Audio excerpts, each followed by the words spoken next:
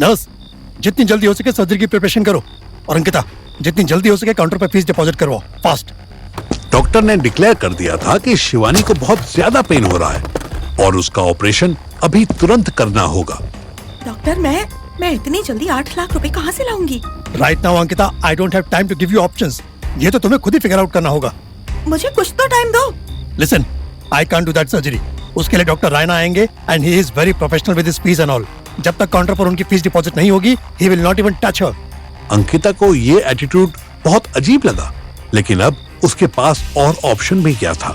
Fine, आप procedure start करो, मैं पैसों का इंतजाम करती हूँ। अंकिता ने अपना फोन निकाला और कॉल पर बिजी हो गई। इधर रूम में शिवानी का खांस खांस के बुरा हाल था। हे भगवान, मर जाऊंगी मैं ऐसे तो। अंकिता को शिवानी की आवाज आ रही थी, पर वो रात के 11 बजे दिल्ली के एक प्रॉपर्टी डीलर को कॉल कर रही थी। The number you have dialed is not responding. Please try again later. आपके द्वारा डायल किया गया नंबर। एक ही नर्स कभी रूम में आ रही थी, कभी बाहर जा रही थी। शिवानी बड़ी मुश्किल से अपनी खांसी रोक पा रही थी। अंकिता की आंखों में आंसू उतर आए। वो शिवानी के पास गई। क्या हुआ तुम्हें? रो क्यों रही हो? नहीं, रो नहीं रही, बस ये लोग अभी ऑपरेट कर रहे हैं क्या? हाँ, और कह रहे हैं कि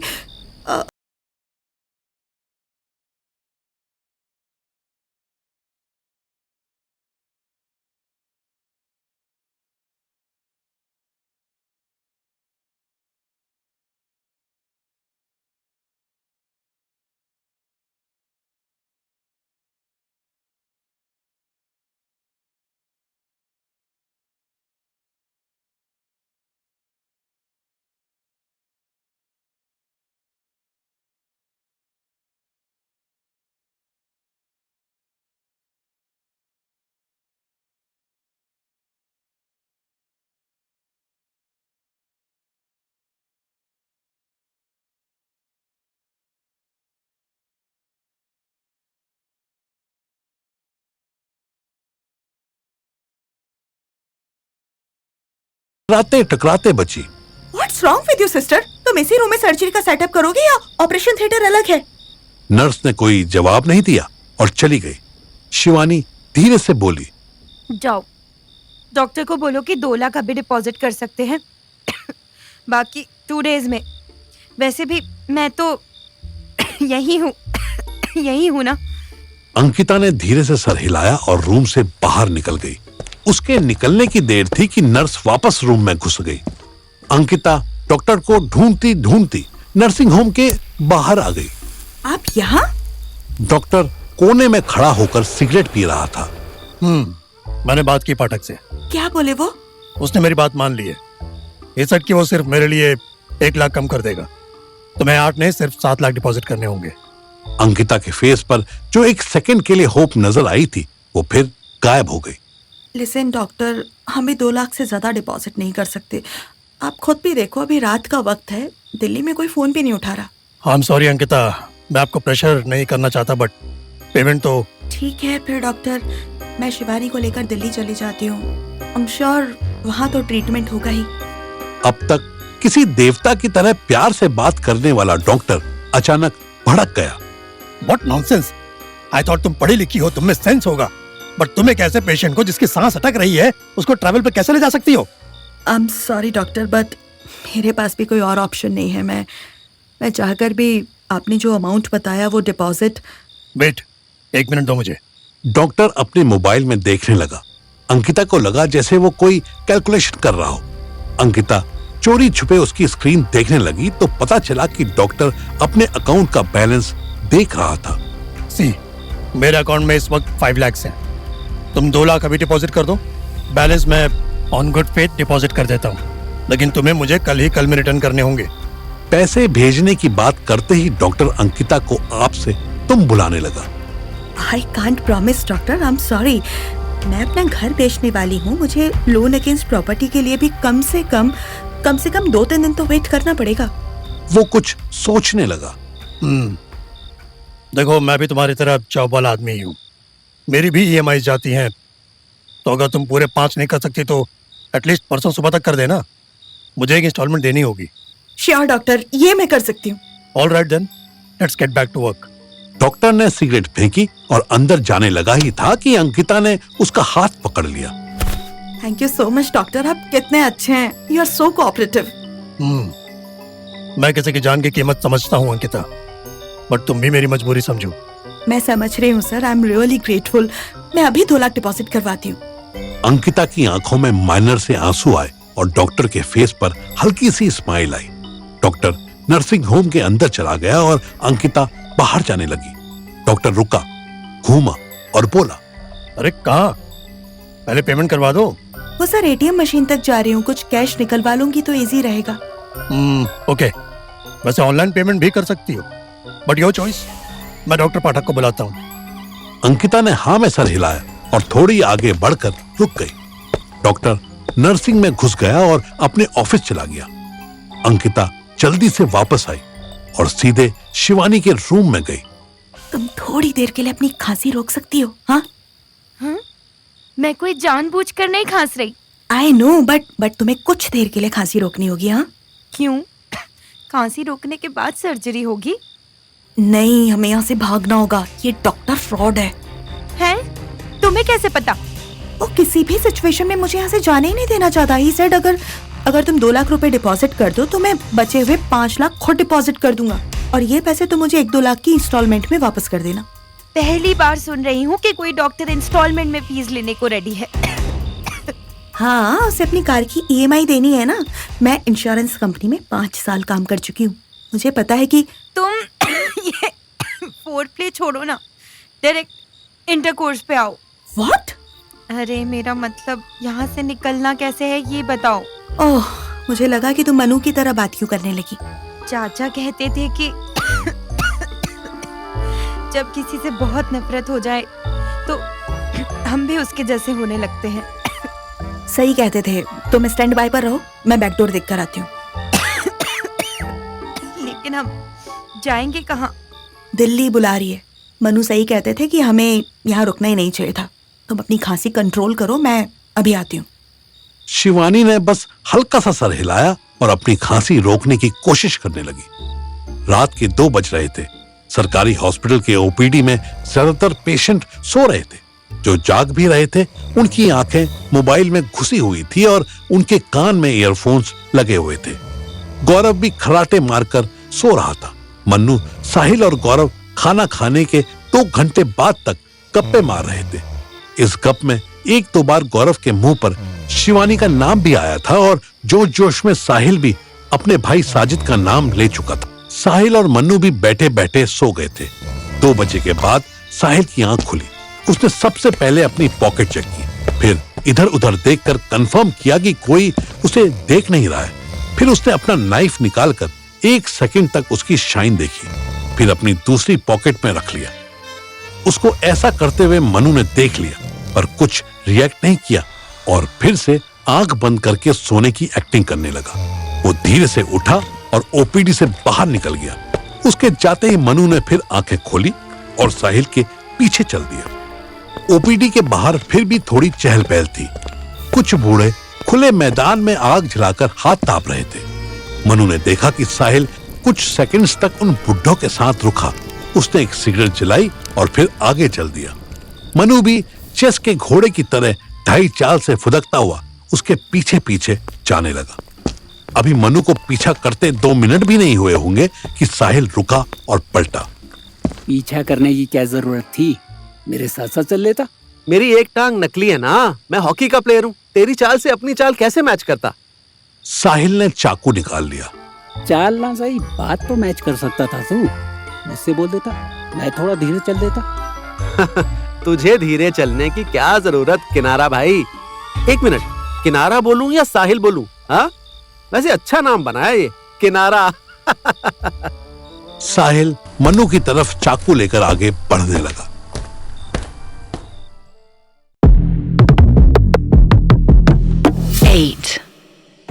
साहिल हाथ में खुला चाकू लिए मनु की तरफ बढ़ने लगा। तू बहुत बोलता है यार, तेरी जुबान छोटी करनी पड़ेगी। मनु बिल्कुल स्टिल खड़ा होकर फुल फोकस के साथ उसके क्लोज आने का वेट करने लगा। साहिल ने आते ही चाकू चलाया। मनु नीचे झुक गया और पूरी स्ट्रेंथ के साथ साहिल के बिटवीन द लेग्स एक पंच मारा। कमीने। साहिल के हाथ से चाकू छूट गया। मनु ने साहिल की गर्दन पकड़ ली। अब बोल भोसड़ी के, मेरी जुबान छोटी करेगा या पहले अपने लिए नए अंडे लेकर आएगा? मनु ने साहिल का गला इतनी जोर से दबाया था कि वो पीछे गिर पड़ा। मनु उसके साथ साथ गिर गया। रामी, मैंने तेरे चेले की इतनी मदद की और तू मुझे ही। एक बार गंगा नहा लेने से कौवा गोरा नहीं हो जाता भोसड़ी के। मनु ने उसके मुंह पर जोरदार थप्पड़ मारा। साहिल का कान हिल गया। मातर, छोड़ मुझे। हाँ, वैसे ही जैसे तूने शिवानी को छोड़ा था। साहिल को अब तक लग रहा था मनु कोई नॉर्मल आदमी था जो उसे एक क्रिमिनल के रूप में पहचान गया था, पर शिवानी का नाम सुनते ही साहिल ने मनु को ध्यान से देखा। इतने दर्द में भी उसके मुंह पर स्माइल आ गई। तो तू है उसका ठोकू। तूने उस बेचारी का ऐसा हाल कर दिया था कि मेरे भाई को उसकी। इससे पहले कि साहिल कोई और घटिया बात करता, मनु ने उसके मुंह पर फिर एक थप्पड़ मार दिया। हरामजादे, तेरे गंदे मुंह से शिवानी का नाम मैं सुन न लूं आज के बाद। मनु सीधा खड़ा हुआ। एक्शन करने के चक्कर में उसके घुटने का दर्द बढ़ गया। साहिल सांप की तरह रेंगता हुआ रोड के किनारे जाने लगा। आसपास बिल्कुल सन्नाटा था। मनु उसके पीछे गया। कहाँ भाग रहा है मादरचोद? अभी तो तुझे शिवानी के हाथों से भी मार खानी। हरामी!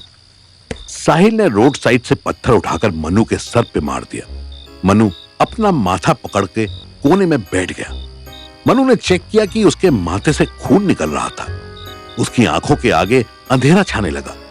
जब मनु रेस्ट करने लगा तो साहिल उठा। उसके ग्रॉइंस का दर्द अब कुछ कम हो गया था। Thank you very much Manu. तो मेरे पास आया ना, मुझे बहुत अच्छा लगा। उसने सड़क से चाकू उठाया और कैजुअली मनु के पास आया। मनु अभी भी चक्कर खा रहा था। साहिल जब बहुत क्लोज आ गया तो मनु ने लात चलाई। साहिल 2 स्टेप्स पीछे हो गया। ओ, गंदी बात मन्नू, ऐसी बदतमीजी नहीं करते। साहिल ने इस बार चाकू चलाया तो मनु ने फेस बचाने के लिए हाथ आगे किया और कलाई पर एक लंबा कट लगवा लिया। मजा आया? ले, एक बार और ले। इस बार चाकू उसकी रिब्स पर लगा और इतनी जोर से लगा कि मनु उठकर थोड़ा आगे भाग गया। उसके हाथ से और चेस्ट से खून बह रहा था। साहिल मनु की यह हालत बहुत एंजॉय कर रहा था। तू तो 2 स्लाइस में ही बिछ गया मन्नू। चल, मैं तुझे 2 ऑप्शन देता हूँ। साहिल धीरे धीरे बड़े स्टाइल से चलते हुए मनु की तरफ आया। मनु अलर्ट हो गया और उसके एक हाथ पर कट लगा हुआ था और उसकी चेस्ट से बहते खून को रोकने के लिए उसने दूसरा हाथ लगाया हुआ था। ऑप्शन 1, मैं यही चाकू एक बार और तेरे पेट में मारूं, फिर तेरी गर्दन पर मारूं और तेरा गेम ओवर कर दूं। या ऑप्शन 2, तू मुझे शिवानी के पास ले चले और मैं तुझे जिंदा छोड़ दूं। नहीं, कभी नहीं। जो करना है कर। अरे, तू इतना वफादार बॉयफ्रेंड कब से बन गया रे फ्रॉड? तेरे बारे में तो मैंने सुना था कि तू किसी एक लड़की का हो ही नहीं सकता। फिर ये कैसे? मनु ने स्माइल की। मौत को बहुत करीब से देखा है मैंने। तुझे पता है, जब मरने वाले होते हैं तो क्या होता है? साहिल ने बड़े स्टाइल से अपना चाकू कंधे पर रख लिया। हाँ, मरने से पहले दर्द होता होगा, नहीं? मनु अपने रिब्स पर लगे कट को देखते हुए ना में सर हिलाने लगा। ना, गलत। दर्द नहीं होता, अफसोस होता है। अफसोस, जिंदगी में जितने भी गुनाह किए ना, उनके लिए अफसोस होता है। तू चूतिया है भोसड़ी के। ना जिंदगी के मजे ले पाया और ना मौत के। अबे मरते टाइम कैसा गिल्ट। जब मौका मिला तो हमने मार दिया, और जब मौका नहीं चला तो हम मर गए। इसमें क्या है? एक ना एक दिन सभी को कब्र में दफन होना है। हाँ, ये सच है।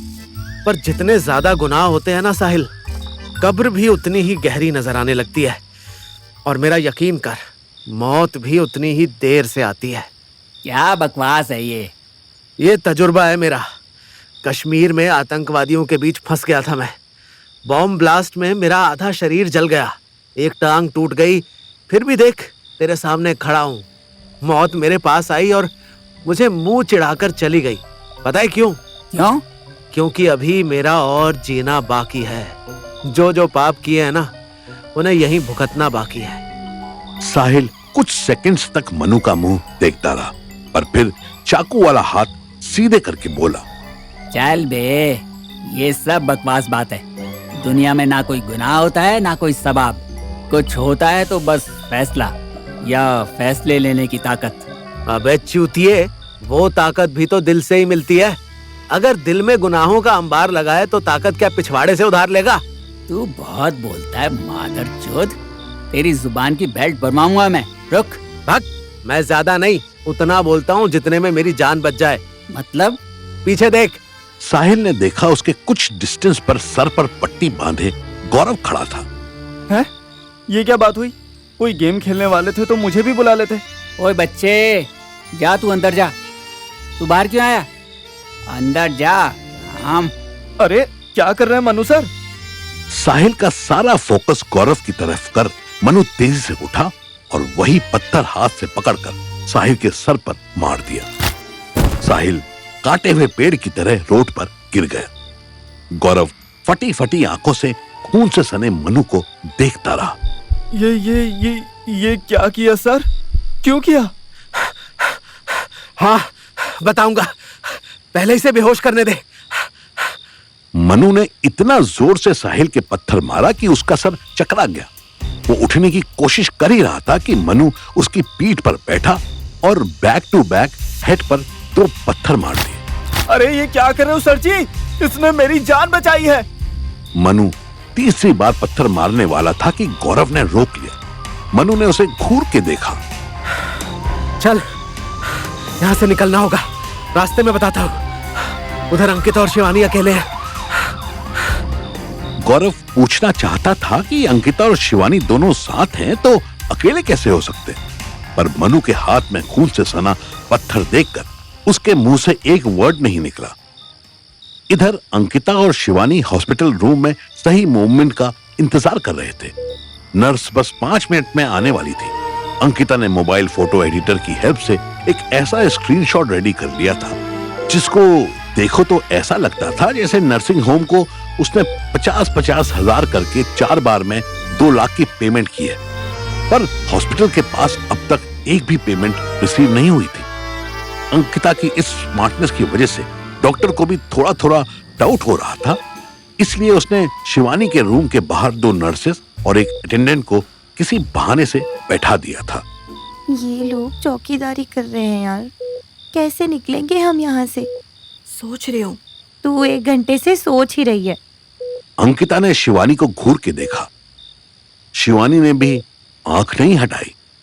कुछ सेकंड्स बाद अंकिता ने बात बदल दी। तुम्हें खांसी नहीं आ रही अब? रोक रही हूँ, पानी नहीं पी रही हूँ। क्यों? पानी पीने में क्या प्रॉब्लम है? पता नहीं, लेकिन शाम से ही खांसी शुरू हुई है, स्पेशली तब से जब से ये पानी पीना शुरू किया है। पानी पीने के कुछ मिनट बाद ऐसा लगता है जैसे गले में गन्ने का छिलका फंस गया हो। हो सकता है सालों ने ना बेवकूफ बनाने के लिए किया हो। बेवकूफ तो तू है ही। अरे जब मैं मना कर रही थी कि मुझे कोई ऑपरेशन नहीं चाहिए तो बड़ी खुशी खुशी घर बेच के पैसे का इंतजाम करने लगी। मुझे अभी भी लगता है कि तुम्हें किसी ढंग के सेंटर में डायग्नोस की जरूरत है। हाँ तो दिल्ली चलकर। अंकिता ने आंख के इशारे से उसे चुप रहने के लिए कहा। नर्स बिना कुछ बोले अंदर आई, अपनी पसंद का कोई सामान उठाया और फिर बाहर चली गई। उसके जाते ही शिवानी बोली, ये साली चेक करने आती है ना कि हम हैं या भाग गए। अंकिता ने हाँ में मुंडी हिलाई और रूम की इकलौती खिड़की की तरफ देखने लगी। इधर मत देख यार, ये खिड़की फिक्स्ड है, खुल नहीं सकती। खुल जाती तो भी इस खिड़की से उतरना इम्पॉसिबल। एक मिनट, क्या हुआ? एक आइडिया है, पर उसके लिए इस खिड़की को तोड़ना पड़ेगा। अरे बट खिड़की नर्सिंग होम के गेट पर ही निकलती है, यहाँ से निकलना। शिवानी ने मुंह पे हाथ रखा और स्माइल की। अंकिता चुप हो गई। शिवानी की निगाह रूम में रखे पोर्टेबल ऑक्सीजन सिलेंडर की तरफ गई। अंकिता ने भी उस तरफ देखा, हाँ में सर हिलाया। शिवानी बेड से उतर गई। अंकिता ने उसका इशारा समझ लिया और जाकर दरवाजा बंद किया और बेड खींचकर डोर तक जाने लगी। इससे पहले कि बाहर खड़े नर्स और अटेंडेंट ये समझ पाते कि ये अजीब सी घटिया आवाज कहां से आ रही थी, तब तक अंकिता और शिवानी ने बेड से दरवाजा लॉक कर दिया। ये लोग अब इजीली तो अंदर नहीं आ पाएंगे। अब खिड़की तोड़ूं? हाँ? शिवानी भी हाँफ रही थी। उसने हाँ में मुंडी हिलाई। उफ़ो, कम ऑन टूट जा यार।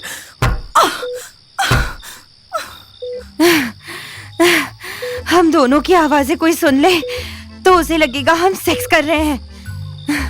अंकिता हल्की सी मुस्कुराई। शिवानी, बैन नहीं टूट रही है। कम ऑन, और जोर से मार, टूटेगा। बड़े बड़े घर तोड़ दिए तूने, ये छोटी सी खिड़की नहीं तोड़ पा रही। अंकिता ने शिवानी की तरफ घूर के देखा। शिवानी ने कंप्लीट इग्नोर किया। बाहर से नर्सेस दरवाजा बजाने लगी। ओह गॉड, ये तो तुरंत ही आ गए। हाँ तो नर्सेज है, वो भी प्राइवेट हॉस्पिटल की। स्टेट पुलिस नहीं जो हर जगह लेट ही आए। चल तोड़। फाइनली विंडो में छोटा सा क्रैक आया ही था कि मेन डोर में भी क्रैक आ गया। This is not acceptable, Ankita. Open the door right now. ले, तेरा आशिक आ गया, अब तो जल्दी तोड़ दे।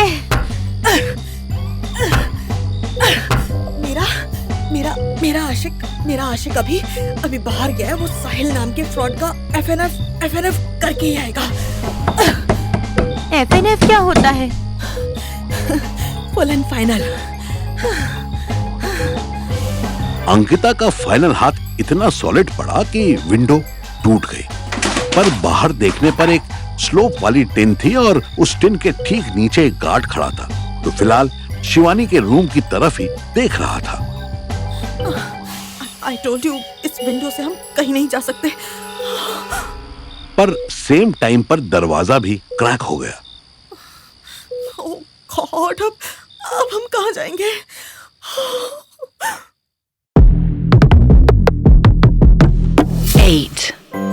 इधर अंकिता ने खिड़की तोड़ी और नीचे देखा तो एक गार्ड खड़ा हुआ था। ठीक उसी टाइम पर बाहर से दरवाजा चटक गया। हाँ, अब क्या करें? ये तो कभी भी टूट सकता है। इन बेवकूफों को और बेवकूफ बनाते हैं। आओ मेरे साथ। रूम के बाहर से डॉक्टर और उसके अटेंडेंट्स दरवाजा तोड़ने में लगे हुए थे। शिवानी ने अंकिता का हाथ पकड़ा और लाइट्स ऑफ करके डोर के बिल्कुल पीछे जाकर बैठ गई और वेट करने लगी। फाइनली दरवाजा बुरी तरह टूट गया और डॉक्टर अंदर घुसने लगे। शिवानी ने अंकिता का मुंह दबा दिया। डॉक्टर और उसके दो अर्दली तुरंत खिड़की तक पहुंचे ही थे कि शिवानी ने अंकिता का हाथ पकड़ा और टूटे हुए डोर को क्रॉस करके बाहर निकल गई। That was close. अब कहाँ जाएंगे? धीरे बोल, अभी हम कहीं नहीं जाएंगे। इनको तमाशा करने दो, हम किसी सेफ एरिया में जाके छिप जाएंगे। अरे पर मन्नू भी तो वापस आएंगे ना? वो हमारे बारे में पूछताछ करने लगेंगे तो? अरे हाँ, ये तो सोचा ही नहीं। मन्नू को किसी तरह सिग्नल देना होगा। कैसे? इधर आओ जल्दी। शिवानी ने अंकिता को स्टेयरकेस दिखाया। लिफ्ट की वजह से बहुत कम लोग उधर आते जाते थे। यहाँ तो बहुत गंदगी है। हाँ तो छुपने की जगह ढूंढनी थी प्रिंसेस, जकूजी थोड़ी मिलेगा यहाँ। अंकिता बिना कोई बहस किए वहीं चुपचाप बैठ गई। स्टेयरकेस में बाहर से थोड़ी रोशनी आ रही थी। वहां का अपना बल्ब बंद था। तुम श्योर हो कि यहाँ कोई चेक करने नहीं आएगा? हाँ, मेरे श्योर होने से क्या होता है यार, आ जाएगा तो रोक लेंगे, देखी जाएगी। वैसे यहाँ आने के चांसेस कम है। हमें कब तक रहना होगा यहाँ? मुझे मन्नू की बहुत फिक्र हो रही है। पता नहीं वो आए और हम नहीं मिले तो, या डॉक्टर ने उन्हें ही बिठा कर रख लिया तो? शिवानी ने कोई जवाब नहीं दिया। वैसे थोड़ा सा ही तो बिल था, हम देकर भी तो आ सकते थे। वाह अंबानी की लड़की, ये बात तुझे अब सूझी? तब तो कह रही थी कि हॉस्पिटल वाले बेवकूफ बना रहे हैं, हमें यहाँ से खिसकना होगा। हॉस्पिटल वाले बेवकूफ बना रहे हैं ना? हाँ, तो ये पुलिस वालों से तो डरते ही होंगे। अगर हम पुलिस बुला लें तो? नहीं, सिस्टम से सेटिंग किए बिना ऐसे प्राइवेट नर्सिंग होम्स नहीं चलते। तू बुलाएगी उन्हें और वो दोनों से खर्चा पानी ले लेंगे। कुछ और सोचते हैं। अंकिता सोचने लगी। हम नर्स के कपड़े चुरा लें तो यहाँ से निकल सकते हैं। शिवानी ने अंकिता का मुंह देखा। अच्छा आइडिया है, लेकिन चुराएंगे कैसे? बाहर निकले और वो मनहूस डॉक्टर दिख गया तो प्रॉब्लम हो जाएगी। पर कोई नर्स दिखी तो भी क्या? तू कौन सा अर्चना पूरन सिंह है जो नर्स को पटक के मारेगी? अंकिता ने हाँ में सर हिलाया। दोनों के लिए यहाँ बैठना मुश्किल हो रहा था। शिवानी की ज्यादा हालत खराब थी क्योंकि उसकी बॉडी में पहले से ही पेन हो रहा था। मम्मी, चूहा! चूहा है, डायनासोर नहीं है कि चिल्लाने लगी। ओह गॉड, मुझे चूहे से बहुत डर लगता है, डायनासोर से नहीं लगता। हाँ, क्यों नहीं? 2 मिनट टिक के बैठ, मैं बाहर देखती हूँ। अगर कोई फ्लोर पर नहीं दिखा तो हम यहाँ से निकल लेंगे। ओह नो, प्लीज चलो यहाँ से, वो काट लेगा। 2 मिनट टिक के बैठ जा वरना डॉक्टर तुझे काट लेगा। अंकिता बैठी तो थी पर उसकी नर्वसनेस शिवानी को भी नर्वस कर रही थी। शिवानी ने धीरे से स्टेयर से बाहर झांक कर देखा। बाहर कोई नहीं दिख रहा था। लगता है क्लियर है, आजा चल। दोनों एक एक पैर फूंक फूंक कर रखती हुई स्टेयर से बाहर आई ही थी कि डॉक्टर उनके सामने आ गया। यू बिच, यहाँ छुपी है तू? डॉक्टर की ऐसी टोन चेंज होते ही अंकिता की आंखें फटी रह गई। डॉक्टर ने अंकिता का हाथ पकड़ लिया। पहले मेरा बिल क्लियर कर, फिर जहाँ जाना है जा। छोड़ो मुझे। देख डॉक्टर, शराफत से छोड़ दे इसको, वरना मैं तेरे मैटर में बोली ना तो तुझसे बर्दाश्त नहीं होगा। Fuck off, you slut! Doctor के गाली देने की देर थी कि शिवानी ने पूरे हाथ का एक थप्पड़ उसके कान पर खींच दिया। डॉक्टर 2 कदम पीछे हटा। उसका सर चकरा गया। इतनी सारी एनर्जी एक साथ लगाने के बाद शिवानी भी थोड़ी हिल गई। अंकिता ने शिवानी का हाथ पकड़ा और चिल्लाई, भागो जल्दी यहाँ से। दोनों दौड़ती हुई वापस स्टेयर्स में गई और नीचे उतरने लगी। Hey, कहाँ हो तुम सब? काम छोड़ो, पहले इन्हें पकड़ो। अंकिता पहले सीढ़ियां उतर गई और दरवाजा हिलाने लगी।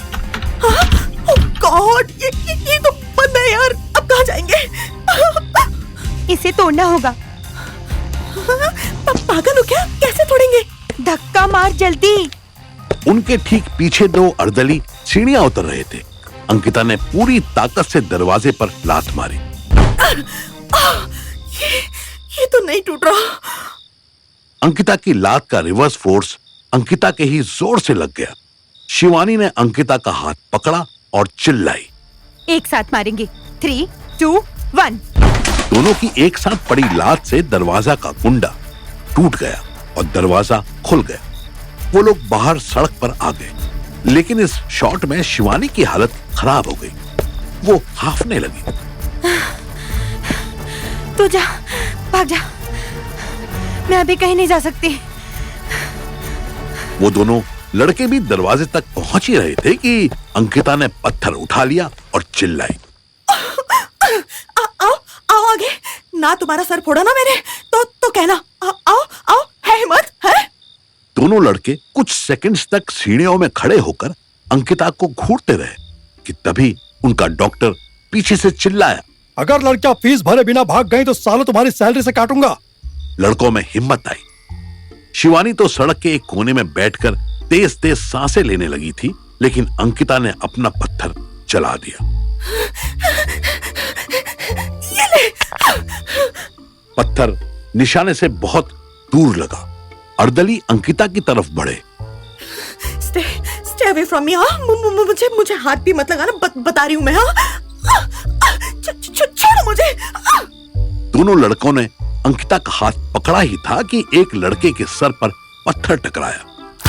इससे पहले कि वो कुछ समझता, उसकी आंखें बंद हो चुकी थी। दूसरे ने शिवानी की तरफ देखा। वो तो पहले ही बुरी हालत में थी, फिर पत्थर किसने चलाया? दूसरा लड़का अंधेरी गली की तरफ देख रहा था कि वहां से एक और पत्थर आया, जो लड़के के कान से बस 2 इंच की दूरी से निकला। लड़के ने तुरंत अंकिता का हाथ छोड़ दिया। तभी अंधेरे में से आवाज आई, जहां से आया है वही वापस भाग जा, वरना इतने पत्थर मारूंगा कि तेरी औलाद भी फूटा सर लेकर पैदा होगी। अपनी धमकी पूरी करने के लिए मनु ने फिर एक पत्थर चलाया। अटेंडेंट तुरंत भाग गया। मनु अंकिता के पास आया। उसके पीछे पीछे गौरव भी था। तुम ठीक हो अंकिता? हाँ, थोड़ी डरी हुई हूँ, पर ठीक हूँ। उसको देखो। शिवानी ठीक है ना? मनु के हाथ पर चोटों के निशान थे। शिवानी अब पहले से बेटर फील कर रही थी। उसने मनु के ताजे निशान तुरंत नोट किए। ये कैसे लगी? बाद में बताऊंगा, अभी हमें यहाँ से निकलना होगा। इससे पहले कि शिवानी कोई जवाब देती, गौरव बीच में बोल पड़ा। शिवानी, तुम पहले मेरा फोन दो। एक बार फोन लिया तो फिर देना भी होता है, समझी? शिवानी ने मुंह उठाकर गौरव की तरफ देखा। गौरव को शिवानी का फेस का हाल देखकर ही समझ आ गया कि वो लॉज में क्यों नहीं मिली थी। ये ले तेरा फोन। तेरा फोन पहले जरूरी है, भले ही कोई जिंदा रहे या किसी की जान जाए। I am sorry. वो क्या है ना कि बस अब इन बातों का वक्त नहीं है। यहाँ से निकलना है तुरंत। गौरव, तू कोई ऑटो या कैब लेकर आ। क्या? मैं ही क्यों? ये शिवानी क्यों नहीं? मेरे भाई, तेरे मुंह पे पट्टी बंधी हुई है। जो भी देखेगा उसको तरस आ जाएगा तुझ पे, और इतनी रात में भी तुरंत ऑटो रोक देगा। ओह अच्छा, आता हूँ। गौरव के जाते ही मनु ने पहले अंकिता को एक जगह बिठाया, फिर शिवानी को दिलासा देने लगा। तुम ठीक हो जाओगी। तुम इससे भी बुरी सिचुएशन से बाहर निकली हो। Don't worry. साहिल का क्या हुआ? वो नहीं मिला क्या? उसका चैप्टर कुछ दिनों के लिए पोस्टपोन कर दो शिवानी। नहीं, किसी हाल में नहीं। जिसने मेरे मुंह का ये हाल किया है, उसको तो मैं तेजाब से नहलाने के बाद ही पोस्टपोन करूंगी। शिवानी के अंदर भरी नफरत देखकर एक बार तो मनु भी हिल गया, लेकिन उसने तुरंत खुद को संभाला। देखो शिवानी, उसको पकड़ना बकरी पकड़ने जैसा इजी नहीं। उसमें टाइम लगेगा। फिर याद करो, वो खुद ही तुम्हें ढूंढता हुआ आएगा, लेकिन उसके आने तक तुम्हें रेडी रहना होगा ना। ऐसी ढीली ढाली हालत में कैसे मुकाबला करोगे उसका? शिवानी ने कोई जवाब नहीं दिया। 2 मिनट बाद ही गौरव ऑटो रिक्शा ले आया। सर जी, ये 300 रुपए मांग रहा है। फिर मत कहना कि बताया नहीं। फिलहाल पैसे की बात मुझसे नहीं, अंकिता से कर। मैं एम्प्टी पॉकेट हूँ। Don't worry, I will pay. अब चलो भैया। ऑटो वालों ने इन चारों को ऐसे देखा जैसे कोई एलियन देख रहा हो। क्या हुआ? हमारे टूटे फूटे चेहरे बार बार क्यों देख रहे हो? ऑटो वाले ने कोई जवाब नहीं दिया। शायद उसने सुना ही नहीं, क्योंकि उसके कान में तो हेडफोन्स लगे थे। रात के 3 बजे ये चारों जम्मू बस अड्डे पर पहुंच गए। यहां से पूरी रात दिल्ली की बसेस चलती थी। चारों ने 2-2 की सीटिंग में 4 सीट्स ली और बस पर बैठते ही सो गए। सब इतनी बुरी तरह से थके हुए थे कि सुबह की बस होने के बावजूद किसी की भी नींद दोपहर 1 बजे से पहले नहीं खुली। बस पैसेंजर्स को लंच करवाने के लिए फगवाड़ा रुकी थी। सबसे पहले मनु की नींद खुली। उसने इधर उधर देखा। गौरव अंकिता की गोद में पैर रख के सो रहा था और शिवानी सामने वाली सीट पर सर रखकर सो रही थी। किसी ने उनकी विंडो का पर्दा हटा दिया था, इसीलिए धूप की डायरेक्ट लाइट मनु के फेस पर पड़ी तो उसकी नींद खुल गई। मनु के उठने के तुरंत बाद शिवानी की भी आंख खुल गई। कहाँ पहुंचे? फगवाड़ा है शायद। 4-5 घंटे में दिल्ली बस अड्डे पर होंगे। और वहां से कहाँ जाएंगे? इससे पहले कि मनु शिवानी को जवाब देता, एक जाना पहचाना चेहरा बस में घुसा। मनु ने जैसे ही वो चेहरा देखा, मनु के फेस का रंग उड़ गया।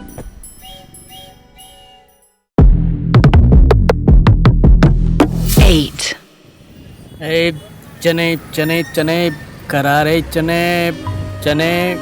मनु ने बस की एंट्रेंस की तरफ जैसे ही देखा उसकी हालत खराब हो गई। चने वाले के शोर से अंकिता और गौरव की नींद भी टूट चुकी थी। उन्होंने भी सामने देखा, चने वाले के पीछे पीछे सफेद बालों वाला तगड़ा लंबा आदमी चला आ रहा था।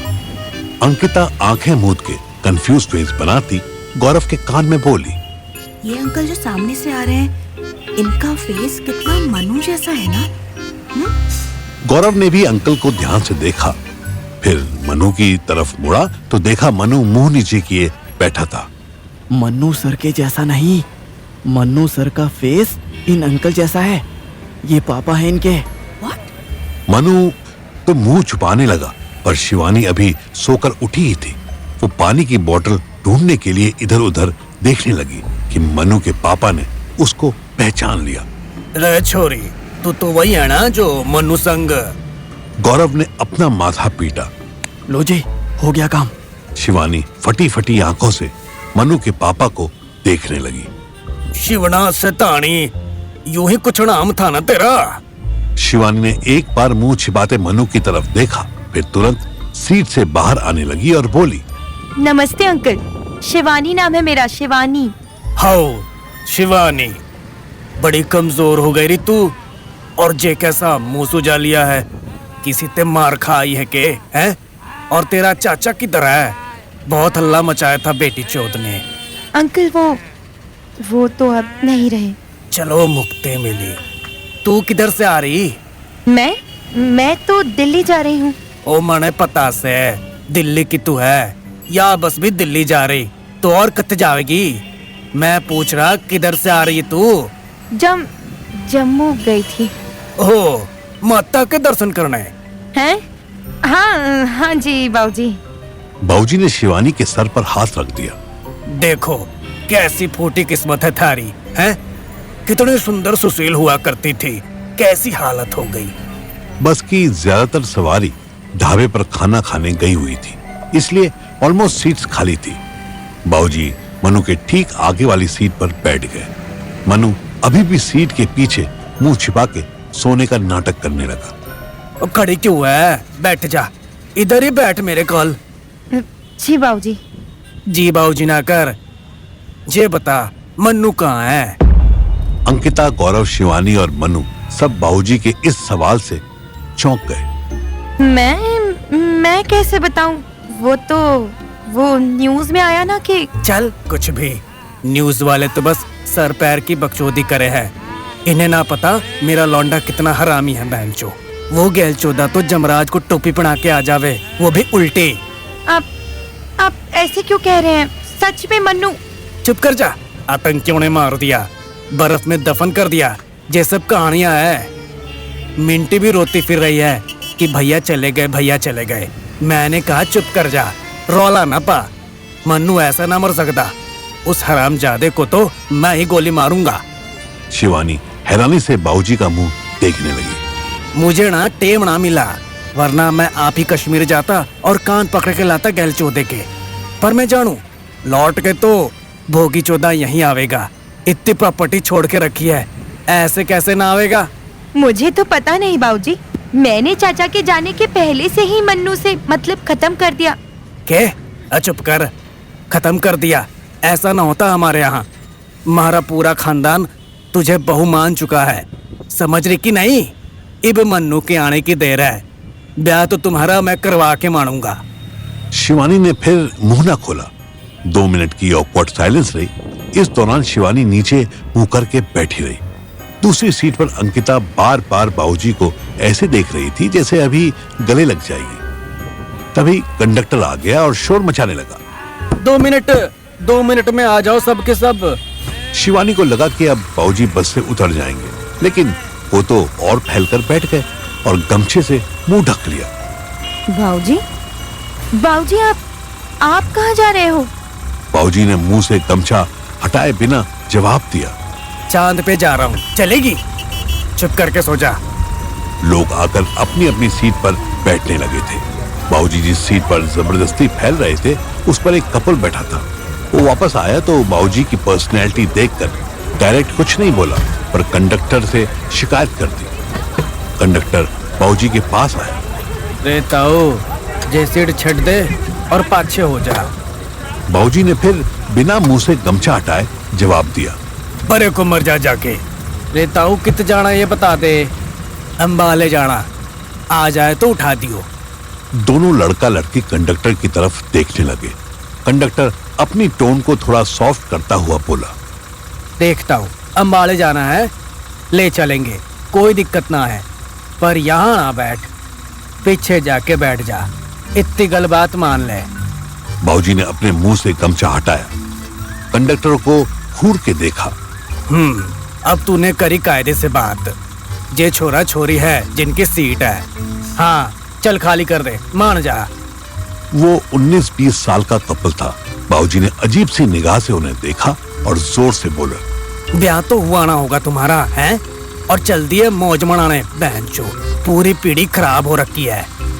बाबूजी खड़े हुए और पीछे की सीट पर चले गए। वहां भी बिल्कुल सेंटर की बस 2 सीट ही खाली थी। बाबूजी ने वहीं से आवाज लगाई, रे सतानी, इधर आ जा, मारे दोरे बैठ। जी नहीं बाबूजी, मैं इधर ही ठीक हूँ। रे तो मेरे दोरे खराब हो जावेगी के? आजा, अकेली ना रह, ऐसे गंदे लोगों के बीच में ना बैठे। गौरव धीरे से अंकिता के कान में बोला, गंदे लोग तो हैं हम, इसमें तो कोई डाउट नहीं है। शिवानी बेचारी मन्नू की तरफ चोर निगाह से घूरते हुए बाबूजी के पास जाकर बैठ गई। इधर बस वाले ने भी बस फुल स्पीड में भगानी शुरू कर दी। सर जी, मनु ने बिना सीट से सर उठाए गुस्से में गौरव की तरफ घूर के देखा। सुनो ना सर जी, इससे अच्छा तो हम मुंबई में थे ना, क्या मस्त मजा आ रहा था वहाँ पे। चुप करके बैठ जा, जब तक अंबाला नहीं आता तब तक तेरी आवाज ना निकले।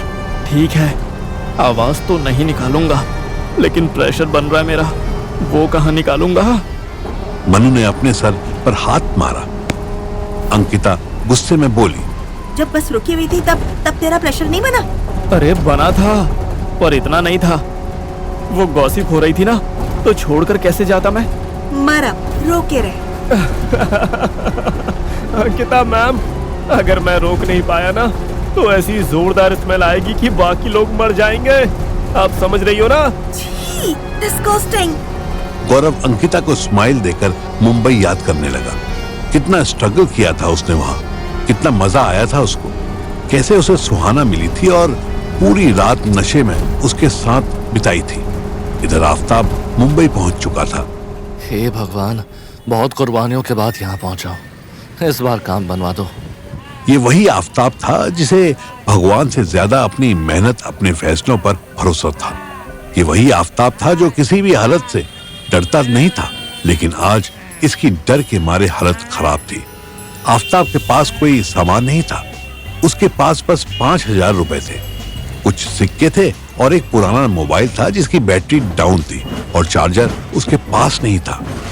आफताब को चार्जर लेने की कोई जल्दी भी नहीं थी। वो सबसे पहले लोकल ट्रेन में बैठकर अंधेरी से बांद्रा पहुंचा। बांद्रा से उसने ऑटो लिया और एक बार फिर विशाल के स्टूडियो पहुंच गया। उसकी किस्मत से जो पहला पर्सन उसके सामने आया वो सुहाना थी। वो हाथ में एक बॉक्स लिए बाहर की तरफ जा रही थी। सोना वेट।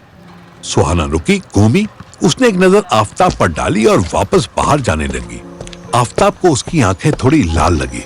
आफताब उसके पीछे पीछे बाहर आया और फिर चिल्लाया, अरे सुहाना रुको तो यार। क्या है, क्या चाहिए? अरे इतनी बेमुरवत क्यों? लिसन यू क्रीप, ऐसी उर्दू में बात करनी हो ना तो get lost. I don't have time for your bullshit. अरे पर हुआ क्या है? जॉब चली गई है मेरी। I am fired. I have to find a new job, a new place to live. So please Jack off. तुम्हें भी जॉब चाहिए, मुझे भी चाहिए। एटलीस्ट इस एक कैटेगरी में तो हम दोनों इक्वल है ना। फिर मुझे क्यों एटीट्यूड दिखा रही हो? सुहाना ने घूर के देखा, उसकी आंखों में आंसू आने लगे। वो ऑफिस के बाहर फाउंटेन के पास बैठ गई। उसने बॉक्स साइड में रखा और अपना मुंह छिपा के रोने लगी। ओह गॉड, क्यों मेरे साथ ही ऐसा क्यों होता है? आफताब उसके पास बैठा, उसकी पीठ पर हाथ फेरा। अचानक उसे अपना दुख छोटा लगने लगा। तुम एक जॉब की वजह से टेंशन मत लो, दूसरी लग जाएगी। Oh come on, it's not that easy यार। मुझे फ्लैट भी स्टूडियो की तरफ से ही मिला था, वो भी furnished. They took everything from me. Oh God, मैं अपने घर भी नहीं जा सकती। You know why? अम्मी अब्बू आए थे एक दिन मिलने, उनको पता चल गया था कि मैं यहाँ जॉब कर रही हूँ, so they came here to catch up, but I refused them. मैंने कहा चले जाओ आप यहाँ से। जब मुझे आपकी जरूरत थी तब तो मुझे औरंगाबाद भेज रहे थे, अब क्यों आए हो यहाँ? आफताब ने उसकी पीठ सहलाई। लिसन, स्टूडियो तुमसे फ्लैट छीन सकता है, फर्नीचर वापस ले सकता है, तुम्हारा बैंक अकाउंट छीन सकता है, क्योंकि ये सब स्टूडियो ने ही दिया है, लेकिन वो तुमसे तुम्हारी सबसे वैल्यूएबल चीज नहीं छीन सकता। What? Don't say मेरा talent, because I don't have any. मैं तो बस नहीं, टैलेंट नहीं, तुम्हारा सर्वाइवर मोड। मुझे याद है जब हम चारों, मैं, आसिफा, तुम और गौरव एक रात होटल में रुके थे। तुमने इतनी विस्की पी ली थी कि ओह शट अप, मुझे भी वो सब याद है। Don't recall that. पॉइंट पर आओ। पॉइंट इज, हम चारों में से सबसे ज्यादा फ्लॉस तुम्हारे अंदर ही नजर आ रहे थे मुझे। टैलेंट वाइज मैं सबसे ऊपर था, अब भी हूँ। मेरे बाद आसिफा थी जो एटलीस्ट कुछ लिखना जानती थी। उसके बाद गौरव था जो कुछ जानता भले ही ना हो पर आज्ञाकारी लड़का था, कुछ बना नहीं सकता था तो कुछ बिगाड़ता भी नहीं था। उसके बाद तुम थी, total disaster. Okay, I get it. What is the point of it? या सिर्फ मुझे ह्यूमिलिएट करने के लिए फ्लैशबैक चला रहे हो? हाँ? नहीं, तुम्हें ये बताने के लिए फ्लैशबैक दिखा रहा हूँ कि तुमने इतने फ्लॉस होने के बाद भी सबसे पहले जॉब तुम्हें मिली। इतने मंथ से एक तुम ही थी जो अर्निंग कर रही थी। मैं तो जेल चला गया, गौरव एक छोटी सी कंपनी में एजेंट बनकर रह गया, but you made a life in Mumbai. Thank you so much. अब वही life is about to lose. No, not at all. तुम फिर से सब कुछ बना लोगी। स्टूडियो तुमसे तुम्हारे विट नहीं छीन सकता, तुम्हारी सर्वाइवल स्किल नहीं छीन सकता, तुम्हारी, एक मिनट, तुम्हारा ये ब्रेसलेट चांदी का है? Oh hello, it's white gold. मुझे स्टूडियो में ही एक लड़के ने गिफ्ट किया था। लो फिर, स्टूडियो तुमसे ये वाइट गोल्ड ब्रेसलेट भी नहीं छीन सकता, और वो लड़का भी स्टूडियो नहीं छीन सकता। Oh please shut up now. ये नहीं छीन सकता, वो नहीं छीन सकता। वो लड़का ऑलरेडी यूएस शिफ्ट हो चुका है। ओके, और ये ब्रेसलेट तो नहीं गया ना यूएस?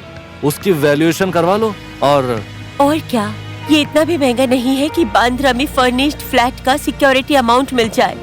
आफताब कुछ याद आया, वो मुस्कुराने लगा। उसकी टेंशन तुम मत लो, रहने का इंतजाम मैं कर लूंगा। इतना सुनते ही सुहाना के फेस पर डाउट दिखने लगा। कहाँ? और तुमने ये कैसे सोच लिया कि मैं तुम्हारे साथ रहूंगी? सोचना क्यों है, जब मैं ऑफर दे सकता हूँ तो। मेरे पास बांद्रा में फुल फर्निश्ड फ्लैट है। तुम बता, तुम्हें मेरे साथ रहना है कि नहीं? सीरियसली? रेंट कितना है? आफताब ने फिर स्माइल की और ऑटो रिक्शा वाले को इशारा करने लगा।